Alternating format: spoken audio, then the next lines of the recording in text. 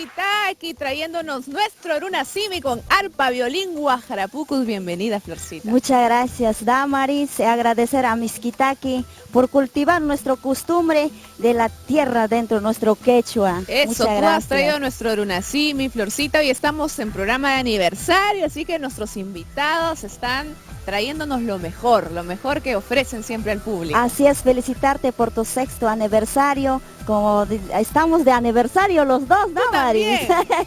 Claro que sí, también estoy cumpliendo 6º aniversario. Bueno, pues para ello quiero invitar a todos mis paisanos ayacuchanos, apurimeños, andahuaylinos, huancabilicanos, huancaínos, cusqueños.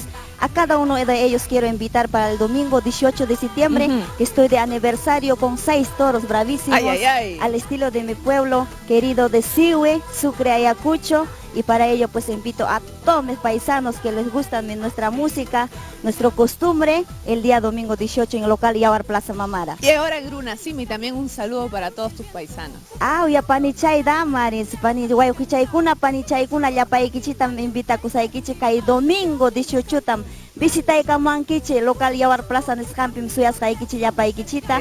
Hamtapas damaris, chaypim suyasqayki. Eso, ahí voy a estar. Muchas gracias, Florcita, gracias por estar con a nosotros. Miskitaki por cultivar nuestra costumbre. Muchas gracias. Feliz aniversario, vamos a seguir disfrutando con más música. Nos has traído Toril, guainito, de todo vamos a cantar el día domingo 18 de abril. Eso, ahí estaremos. Vamos a seguir disfrutando de la música de Florcita de Sucre.